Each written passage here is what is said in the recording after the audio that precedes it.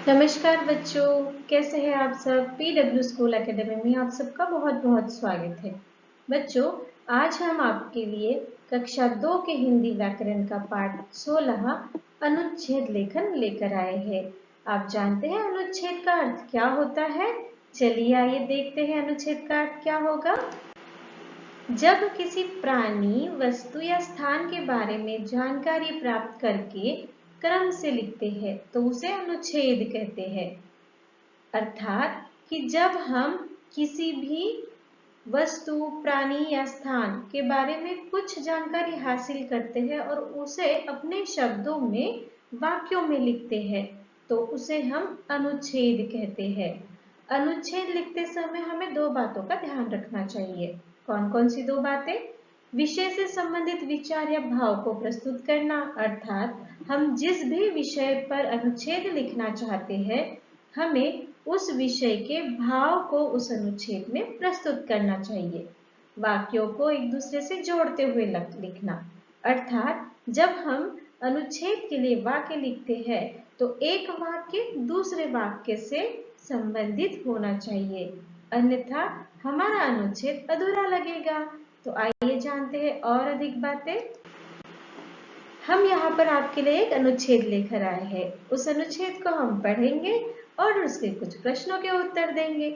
यह मेरा परिवार है। मेरे परिवार में 5 सदस्य हैं।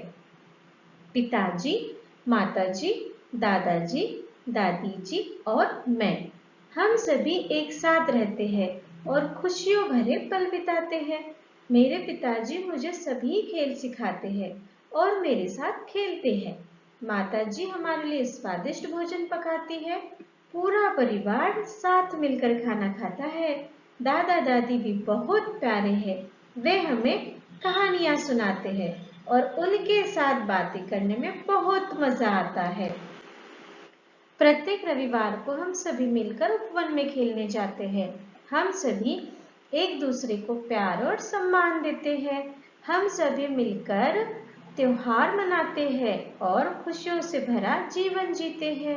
तो बच्चों, कैसा लगा यह अनुच्छेद? अब हम इस अनुच्छेद पर आधारित प्रश्नों के उत्तर जानेंगे। पहला प्रश्न है, परिवार में कितने सदस्य हैं? परिवार में 5 सदस्य हैं। पिताजी क्या सिखाते हैं? पिताजी खेल सिखाते हैं। दादा दादी क्या सुनाते हैं? दादा दादी कहानी सुनाते हैं। और पूरा परिवार रविवार को कहाँ जाता है? उपवन में जाता है। तो बच्चों, आइए देखते हैं एक और नया अनुच्छेद। भारत देश अनेकता में एकता का संदेश देता है। इसका प्रतीक है हमारा राष्ट्रीय ध्वज। भारतीय ध्वज हमारे देश का राष्ट्रीय प्रतीक है, जिसे तिरंगा भी कहते हैं। तिरंगा 3 रंगों से मिलकर बना है, केसरिया, सफेद और हरा। केसरिया रंग उत्साह और खुशियों को दिखाता है। सफेद रंग शांति का प्रतीक है। हरा रंग हमें प्रकृति के साथ जुड़ा होने का संदेश देता है। हमारे राष्ट्रीय ध्वज के बीच में नीले रंग का एक चक्र भी है, जो अशोक चक्र कहलाता है। यह सत्य और निष्ठा का प्रतीक है। तो बच्चों, इस प्रकार से हमें किसी भी विषय पर कुछ वाक्यों का अनुच्छेद लिखना होता है।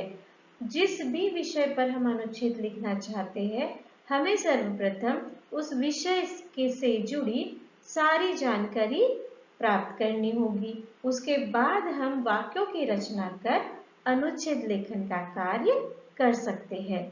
तो आइए देखते हैं अब हमारे पाठ का अगला भाग। बच्चों, अनुच्छेद में हम छोटे छोटे वाक्यों को क्रम में लिखते हैं। वाक्य बोलते या लिखते समय हम कुछ देर कहीं कहीं पर विराम लेते हैं। विराम का अर्थ होता है रुकना या विश्राम करना। यदि हम बोलते या लिखते समय विराम नहीं लेंगे तो हमारी बात किसी को समझ में नहीं आएगी। तो इसीलिए आइए देखते हैं विराम चिन्हों का उपयोग कहाँ पर किया जाता है और कैसे किया जाता है। पहला चिन्ह है पूर्ण विराम। पूर्ण विराम को हम कहाँ उपयोग में लाते हैं? वाक्य पूरा होने पर पूर्ण विराम का प्रयोग किया जाता है। अर्थात जब हम किसी वाक्य को पूर्ण करते हैं उसके पश्चात हम वहां पर पूर्ण विराम देते हैं। इसका अर्थ यह होता है कि अब यह वाक्य खत्म हो चुका है। उदाहरणार्थ, राम खाना खाता है, सीता गाना गाती है। यह वाक्य पूर्ण हो चुका है, इसीलिए हमने इसके अंत में पूर्ण विराम दिया है। दूसरा चिन्ह है अल्प विराम। वाक्य के बीच में जहाँ थोड़े समय के लिए रुकना होता है, वहाँ अल्प विराम का प्रयोग किया जाता है। जैसे राम, सीता, गीता और पिंकी साथ में विद्यालय जाते हैं। मैं दाल, चावल, सब्जी और रोटी खाता हूँ। अर्थात जब हम वाक्य में थोड़े रुकाव के बाद दूसरा शब्द या वाक्य बोलने वाले होते हैं, तब हम अल्प विराम का प्रयोग करते हैं। अगला चिन्ह है प्रश्न चिन्ह। जिन वाक्यों में प्रश्न पूछा जाता है, उनके अंत में प्रश्न चिन्ह का प्रयोग किया जाता है। जैसे आपका नाम क्या है, आपने क्या खाया है। अर्थात जब हम किसी विषय पर किसी को कोई सवाल पूछते हैं, तब हम प्रश्न चिन्ह का उपयोग करते हैं। अब देखते हैं विराम चिन्हों का सही उपयोग कैसे होता है। आपको क्या खाना पसंद है? यह क्या हुआ?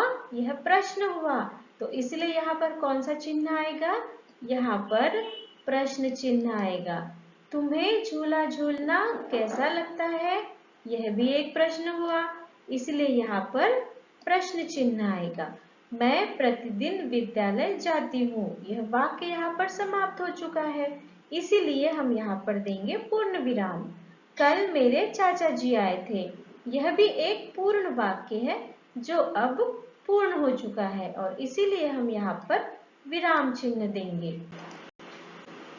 बच्चों, इस पाठ में हमने अनुच्छेद लेखन और विराम चिन्हों के प्रयोग के बारे में पढ़ा। जब किसी प्राणी, वस्तु या स्थान के बारे में जानकारी प्राप्त करके क्रम से लिखते हैं, तो उसे अनुच्छेद कहते हैं। किसी एक भाव या विचार को व्यक्त करने के लिए लिखे गए संबंधित और छोटे वाक्य समूह को अनुच्छेद लेखन कहते हैं। अनुच्छेद में हम छोटे छोटे वाक्यों को क्रम में लिखते हैं। वाक्य बोलते या लिखते समय हम कुछ देर कहीं कहीं पर विराम ले लेते हैं, इसीलिए हम वहां पर विराम चिन्हों का प्रयोग करते हैं। इस प्रकार विराम चिन्हों के प्रयोग के साथ हम एक आकर्षक अनुच्छेद लेखन कर सकते हैं। तो कैसा लगा आपको आज का यह पाठ? उम्मीद करती हूँ यह पाठ आपको समझ आ गया है। इसी प्रकार से नया पाठ लेकर हम फिर आपके सामने उपस्थित होंगे। तब तक के लिए धन्यवाद।